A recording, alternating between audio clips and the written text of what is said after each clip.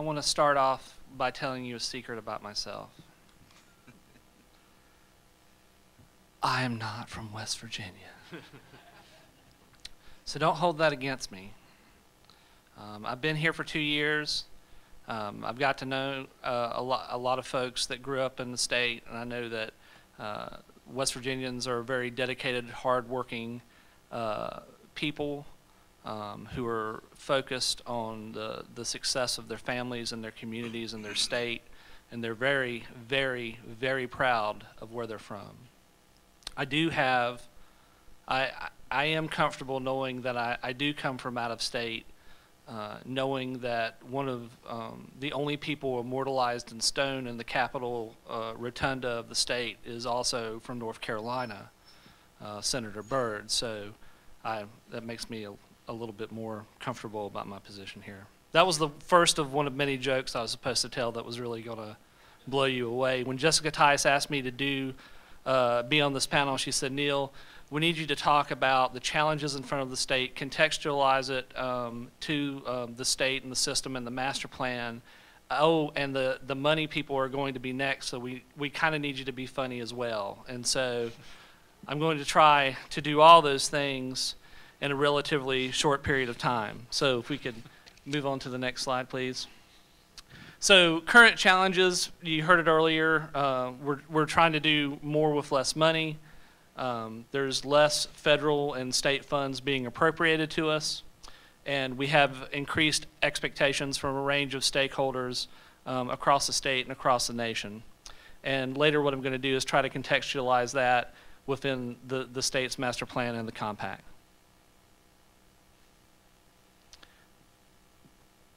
So in regards to money, you're going to hear a little bit about this later on, but from the federal side, there hasn't been any dynamic growth as far as federal funding for student aid, particularly in grants.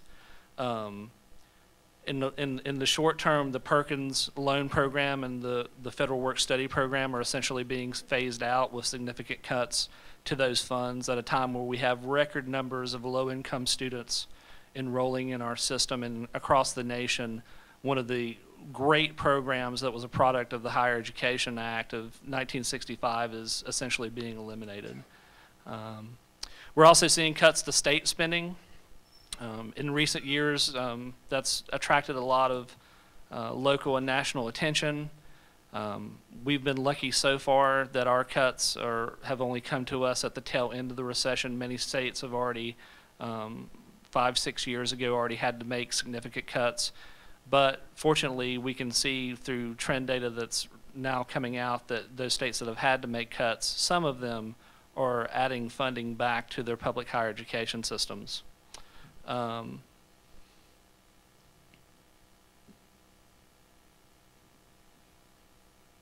I also can't see, so I'm trying to bend and look at the same time. So just to give you some context about how much money is coming in to support higher education in Virginia, West Virginia, 2011, 2012 academic year, we had over $1 billion come into the state.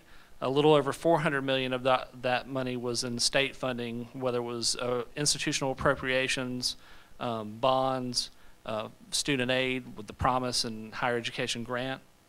And what's significant about that $1 billion figure is almost half of that was subsidized and unsubsidized loans from the federal government. So that's one of the things that's really changing the tipping the scale in higher education these days, is the way that our stakeholders perceive it, is that there's a lot more borrowing. And graduates are leaving with more debt, and especially students who aren't finishing their degrees are leaving with debt and defaulting, and that's having a severe impact on their lives moving forward, whether they have a degree or not. So basically, one of the things that doesn't get talked about a lot during these conversations is the paradigm shift that's really happened in the last decade. For almost the first 400 years of public and private higher education in the United States, you know, colleges and universities were responsible for being a professional filter for society. And completion rates were about 30%. And I know many of you, as I look across the room, I don't think there's many people under the age of 40 here. That was another joke, but yes. I'm dying. Dr. B. You're trying. Oh, yeah, Dr. Yeah. I'm trying. But, you know, many of us went to college. Even when I went to college in the introductory, during orientation, there was a meeting, and the president or the provost would get up and say, look to your left, look to your right. These people won't be here sitting beside you at graduation. And they knew at that time that about a third of the, 2/3 of the student body that were in that room right there were not going to complete their degrees. Now, at that time, you know, for the longest time, it wasn't a problem. But there's many reasons now why there's so much attention to student completion and graduation. And so we can see some of those here. We have increased borrowing. So in the 2006-07 academic year, that total subsidized and unsubsidized loan was about $247 million. It's almost doubled in 6 years. In the last 8 years in West Virginia, tuition at public four-year institutions has almost increased 100%. What's drawing a lot of attention to college completion these days is a significant investment by private foundations, such as the Bill and Melinda Gates Foundation. Since they started funding higher education research about 10 years ago, they spent about $460 million on research and finding ways to improve college completion. Also, employers are coming to our institutions and to the system and going to our legislators saying, not only do we need better quality graduates, but we also need more graduates to fill the positions that we know that we're going to need in the future. Because of this research, we have better data, more variables. We're looking at different things throughout the student's experience, not only what they did as students in secondary school, but how they're performing, what classes, how they're performing academically when they do enroll, what classes they're choosing to take, how much time it's taking them to complete, how many, and not only credits terms elapsed, semesters elapsed, but credits elapsed as well. And we're also looking after students leave our institutions, whether they have a degree or not, and what they're doing in the workforce after they leave us. And so those things are helping us to better understand how we can help students be more successful while they're with us at our institutions. Now, as part of that, as that data becomes available, it is attracting the attention of a lot of stakeholders, particularly state legislatures. You're going to hear a lot about performance-based funding, if you haven't already, in the coming years. Really, at this point, being a researcher and understanding the research on performance-based funding, the jury's out on whether that's a valuable way to promote success of our institution. Some researchers have found that it is, and some researchers have found that it isn't. But there is the possibility that could still happen here in West Virginia. To give you some context on some of those graduation completion numbers, the Chancellor mentioned some of these earlier, but as far as where we are as far as student success here, these are students that entered in 2007 and completed a degree in 6 years. All first-time freshmen. It was about 45.5% of the students that completed the degrees in 6 years. About a third of low-income students that started at that time completed the degrees in 6 years. Now, our next three figures with returning adults, transfer students, and underrepresented students from race or ethnicity, these represent lower numbers of students, but we do see promising returns on transfer students coming to or from the community college system. But at the same time, we would like to see the number of underrepresented race minority students increase significantly here in the state. And for those students who did complete in 2012, their average debt leaving college was about $36,000.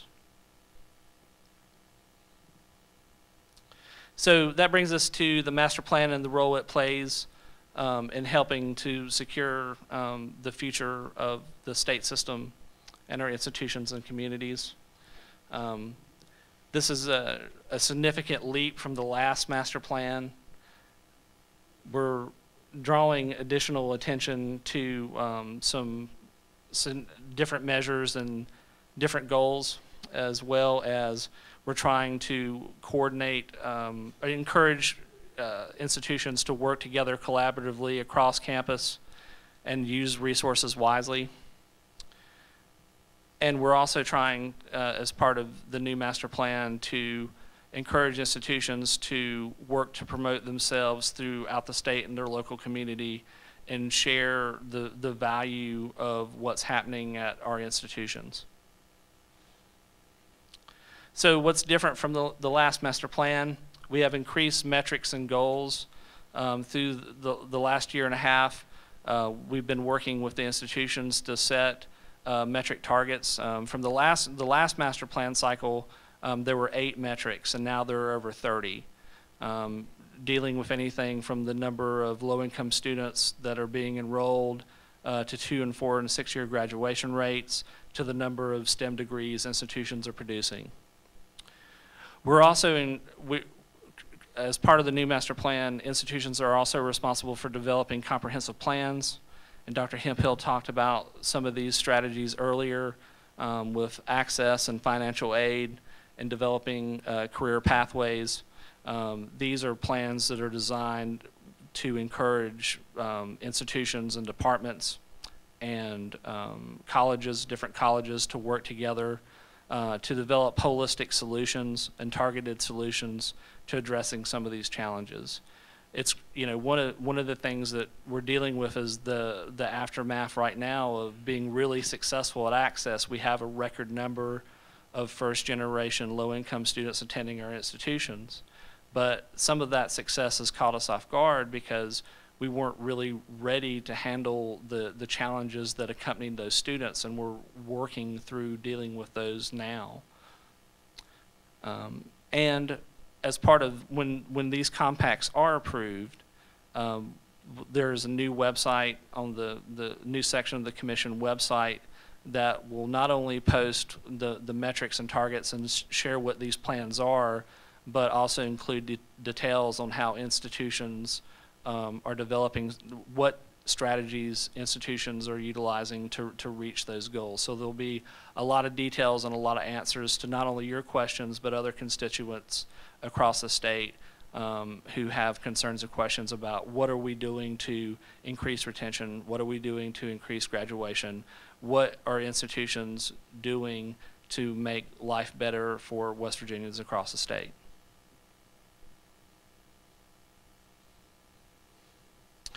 So ultimately, as part of the master plan, you know, it takes not only a collaborative effort on campus, but a collaborative effort across the state to ensure success for not only the system, but everyone involved.